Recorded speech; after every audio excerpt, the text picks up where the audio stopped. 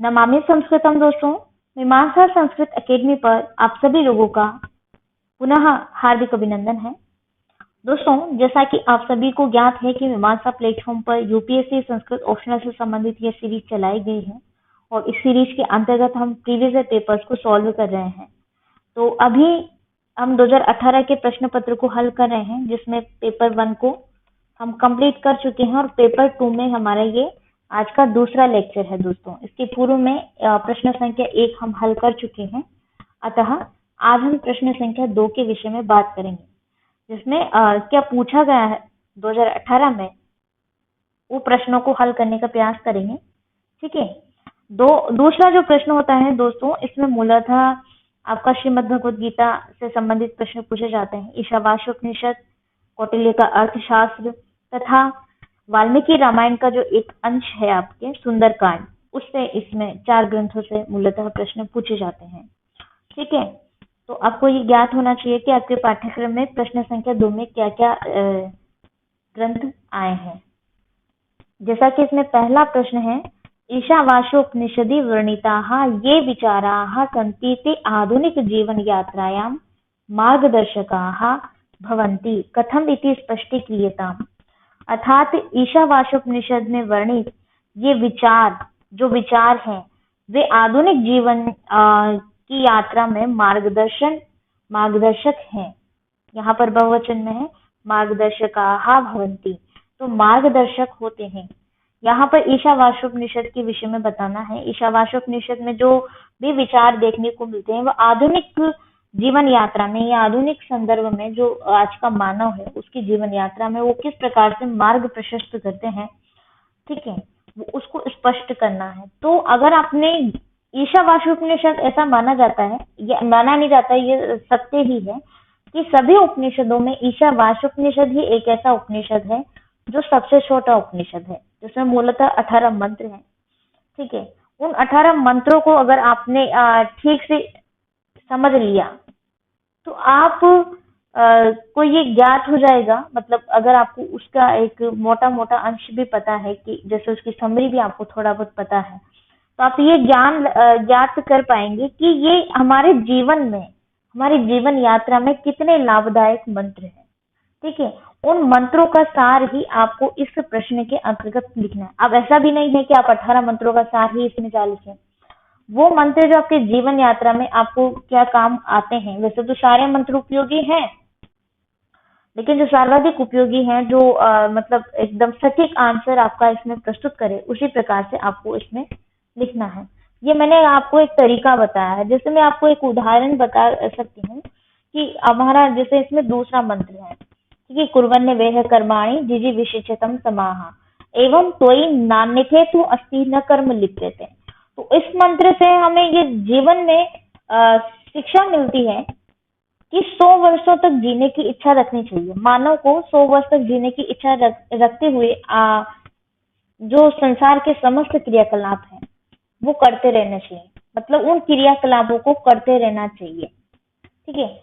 लेकिन वहां पे किस प्रकार से उन क्रियाकलापों को करना है, उन संसार के कार्यों को करना है, उसके विषय में भी कहा है। तेन त्यक्तेन भुंजितो, यहाँ पर तेन त्यक्तेन आपको प्रथम मंत्र में ही देखने को मिल जाता है, जो कि आपका प्रथम मंत्र है, ईशावास्यमिदं सर्वं यत्किंच जगत्याम जगत तेन त्यक्तेन भुंजिता मा गृधः कश्यस्विदधनम्। तो इस मंत्र से हम अपने जीवन में ये शिक्षा ले सकते हैं कि इस संसार में जो कुछ भी दिखाई देता है वो सब उस ईश्वर से उत्पन्न हुआ है और उसी ईश्वर का स्वरूप है, अर्थात उसी में व्याप्त है। अतः इस ईश्वर से उत्पन्न इन पदार्थ स्थितियों आदि का आप उपभोग तो करें, मतलब कार्य तो करें और उपभोग तो करें, किंतु त्याग कर उसका उपभोग करें। साथ ही कहा है कि दूसरे के धन का लालच भी मत करो तथा निष्काम भाव से अपने कर्म को करो। भाई ठीक है। माँ गृधः कश्यस्विद धनम, माँ गृधः का मतलब क्या है, लालच मत करो। कश्यस्विद धनम, किसी के धन का भी लालच मत करो और बिना कर्म में लिप्त हुए अपने कार्य को करो। न कर्म लिप्यते नरे, द्वितीय मंत्र में कहा है। तो तेन त्यक्तेन भुंजिता वाली भावना से, अर्थात आसक्त रहित होकर के 100 वर्ष तक आपको कर्म करते हुए जीने की इच्छा रखनी चाहिए और श्रीमद् भगवद गीता में भी तो यही कहा है, कर्म करो लेकिन निष्काम भाव से कर्म करो।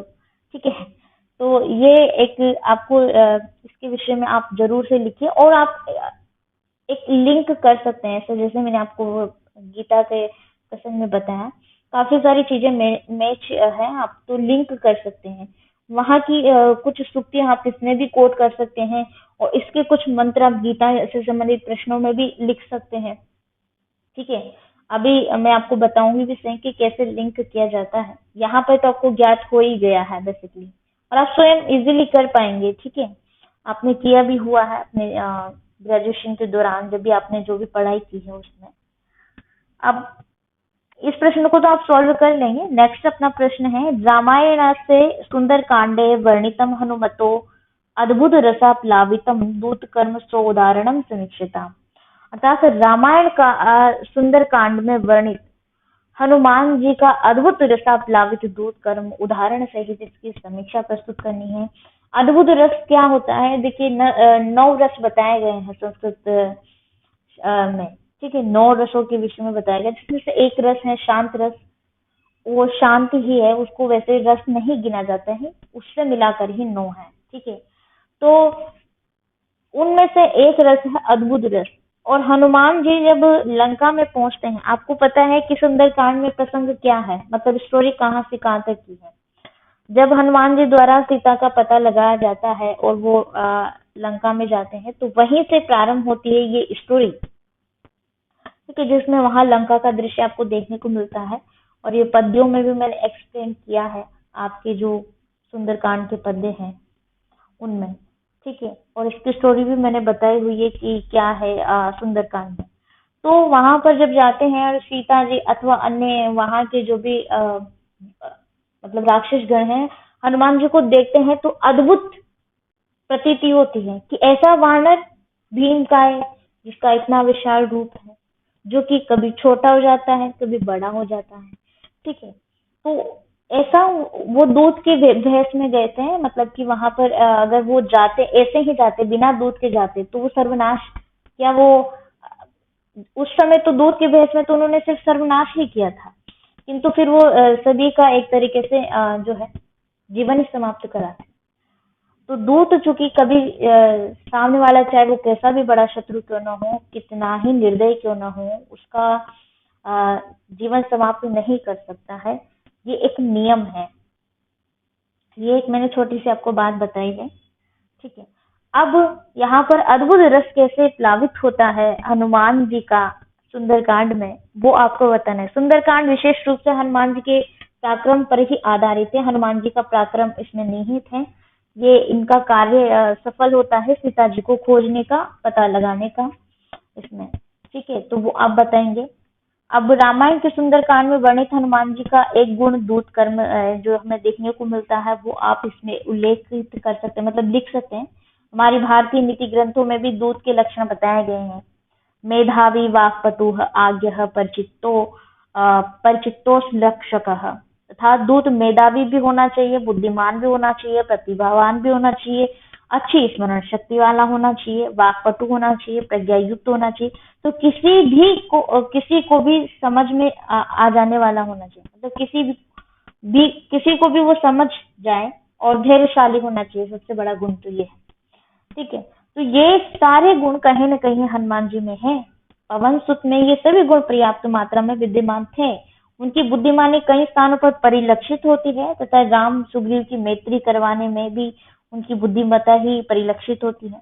हनुमान जी ने राम और लक्ष्मण को देखकर यह पहचान लिया था कि ये दोनों विलक्षण पुरुष हैं, जबकि अन्य वानर ये ज्ञात नहीं कर पाए थे। ठीक है, अर्थात हनुमान ब्राह्मण वेश में जाकर कहते हैं कि आप दोनों राजर्षियों तथा देवताओं के समान कठोर व्रत का पालन करने वाले प्रतीत होते हैं। मतलब उन्होंने जो ब्राह्मण का वेश धारण करते हुए भी उनको उनकी वास्तविकता बता दी, मतलब उनको ज्ञात हो गया था। तो ये कहीं ना कहीं से सारे गुण जो है मैंने अभी आपको जो भी बताए हैं, या आप चाहे तो उनको नोट कर लीजिए वीडियो को पॉज करके, क्योंकि बहुत ज्यादा इम्पोर्टेंट है। आपके किरातार्जुनीय महाकाव्य में भी आपको को मतलब आपसे इस संदर्भ में प्रश्न पूछा जा सकता है, या कौटिल्य के अर्थशास्त्र में भी ये प्रश्न पूछा जा सकता है कि दूत के क्या कर्म होते हैं, अर्थात दूत के क्या कर्तव्य होते हैं। ठीक है, तो यहाँ पर तो मैंने सिर्फ आपको सुंदरकांड के संदर्भ में बताया है, किंतु ये प्रश्न अन्य ग्रंथों के संदर्भ में भी आपसे पूछा जा सकता है। तो दूत के कर्मों में ये क्वालिटी आप लिखेंगे, ये गुण जो है ये लिखेंगे। ये सूक्ति मैंने बताई है वो आप एक बार और सुन लीजिए कि मेधावी वाक्पटुः आज्ञः परिचितोष लक्षक।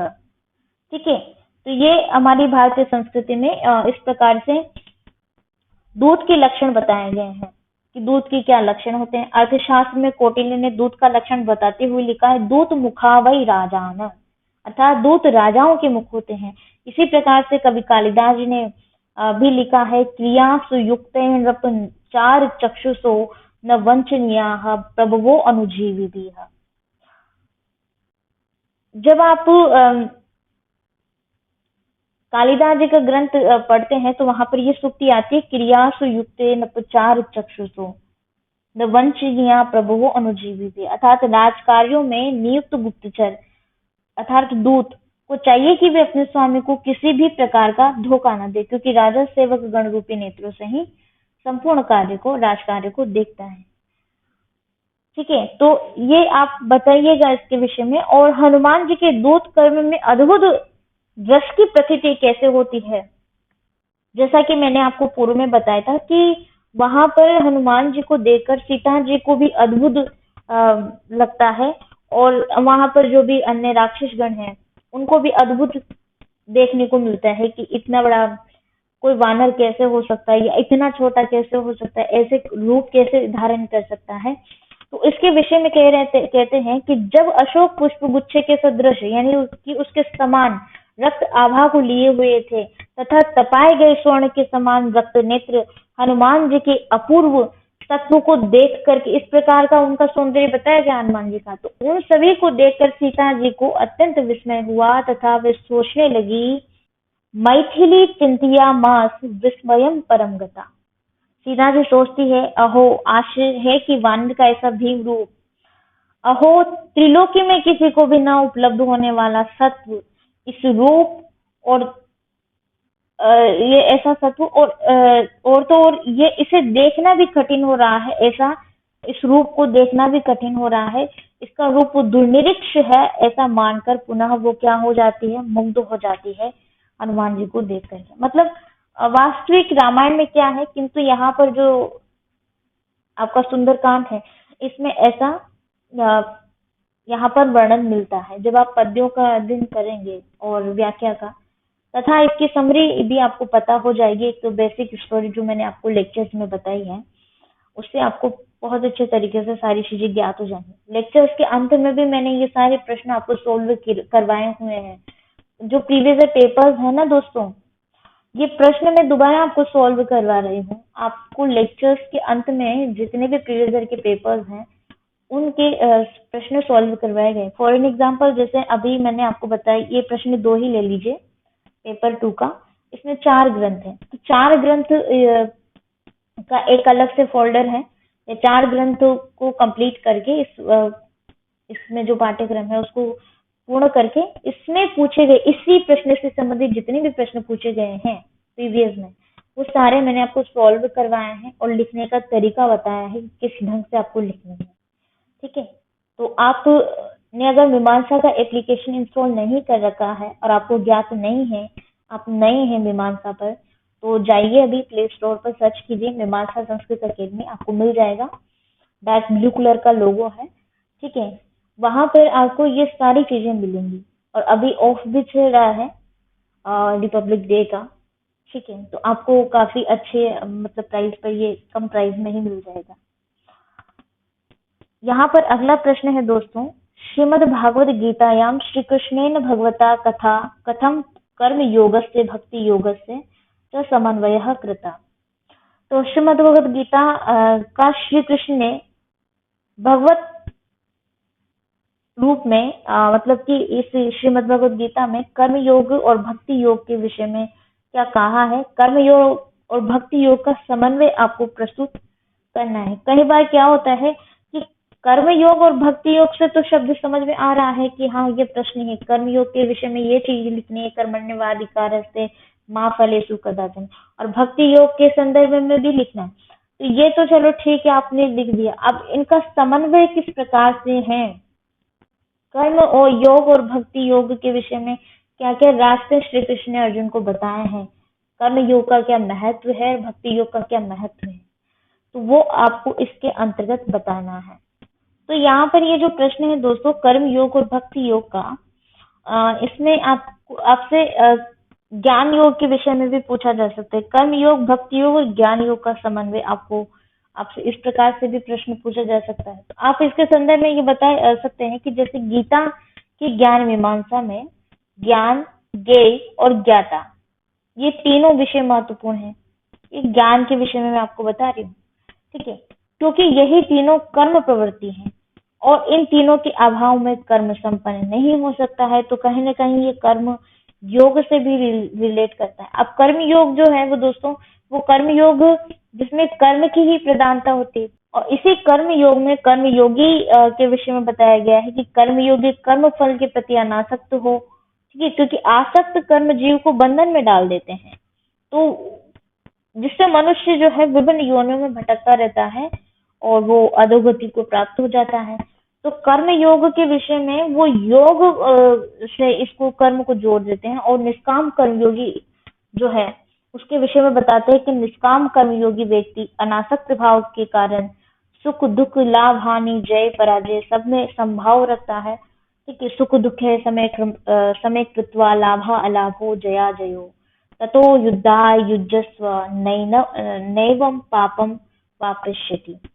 ठीक है, तो आप ये बता सकते हैं कि जो अनासक्त भाव से कर्म करता है, जिसका दुख और सुख में समान है, समान रह करके कार्य करता है, चाहे वो लाभ हो अथवा अलाभ हो, यानी कि हानि हो, जय हो अथवा पराजय हो, किंतु फिर भी संभाव रखता है, तो वो भी एक अनासक्त है, निष्काम कर्मयोगी है। ठीक है, निष्काम कर्मयोग के विषय में आप बता सकते हैं, कर्मण्यवाधिकारस्ते माँ फलेषु कदाचन, तेरा कर्म करने में ही अधिकार है, फल करने में मतलब कर्म फल की चिंता तू मत कर। ठीक है, तू अगर तेरे कर्म को ढंग से करता है तो निश्चित रूप से तेरे को उसका फल मिलता है। और फल कर्म आपका कैसा भी हो, अच्छा हो अथवा बुरा हो, ये मैं पहले भी बता चुकी हूँ कि आपको उसका फल मिलता ही है, वो अच्छा बुरा आपके कर्म पर ही आधारित होगा। ठीक है, तो इस प्रकार से आप बता सकते हैं कर्मयोग के विषय में कि किस प्रकार से, और गीता में ये भी कहते हैं कि व्यक्ति एक कर्म किए बिना एक क्षण भी नहीं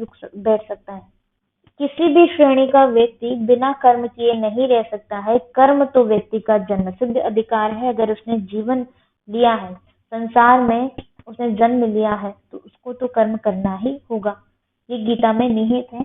भक्ति योग के विषय में आप बता सकते हैं कि गीता में श्री कृष्ण अर्जुन से कहते हैं कि तू सब धर्मों का भेद भुलाकर एक मेरा शरणागत हो जा। अंत में भक्ति योग की शिक्षा देते हैं श्री कृष्ण को कि तुम मेरा शरणागत हो जा, मैं हर पाप से मुक्ति दूंगा, शोक न कर मेरी भक्ति में खो जा। ठीक है, तो इसके विषय में आप श्लोक भी कोट कर सकते हैं कि सर्वधर्मान परित्यज्य मामेक शरणं व्रज, अहम त्वाम सर्व पापेभ्यो मोक्ष इष्यामि मां शुचः। ठीक है, तो जब व्यक्ति कर्म वाला मार्ग भी चूज नहीं कर रहा है, ज्ञान वाला मार्ग भी चूज नहीं कर रहा है, तो अंततो गत्वा भगवान श्री कृष्ण भक्ति योग का मार्ग बताते हैं।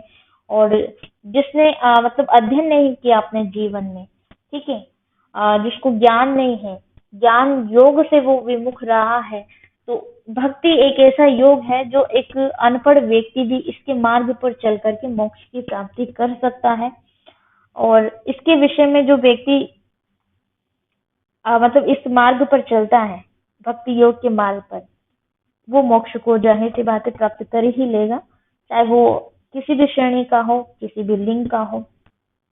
यहाँ पर आपको कर्म योग और भक्ति योग का ही समन्वय बताना है। अगर आपसे ज्ञान योग के विषय में पूछा जाए तो आप ज्ञान योग के विषय में भी बता देंगे। मैंने जैसे शुरुआत में प्रारंभ किया था इसको, ठीक है, तो इसमें ये कोई नए प्रश्न नहीं है, प्रीवियस ईयर के ही प्रश्न हैं, हर साल रिपीट होते रहते हैं। आप इनको एक बार तैयार कर लेंगे ना दोस्तों, तो आपको बार बार परेशान होने की आवश्यकता नहीं है। और ये सारी चीजें मैंने है ना लेक्चर्स में अच्छे तरीके से कवर की हुई हैं, तो आपको कहीं भटकने की भी आवश्यकता नहीं पड़ेगी किसी मटेरियल के लिए या किसी भी पुस्तक के लिए, ठीक है, आंसर्स लिखने के लिए। तो प्रॉपर आपको इसमें गाइड किया जाएगा, ठीक है, और कोई प्रॉब्लम नहीं है। बाकी आप लगे रहिए और इन प्रश्नों को जो मैं बता रही हूँ उनको लिखने का जरूर प्रयास कीजिए। लिखेंगे तभी ये आपके मतलब आपकी शैली को, आपकी राइटिंग को इम्प्रूव करने होगा। ठीक है, तो यहीं पर मैं अपनी वाणी को विराम देती हूँ। आप सभी लोगों का तहे दिल से शुक्रिया कि आप अंततः हमारे साथ बने रहे। नमामि संस्कृतम।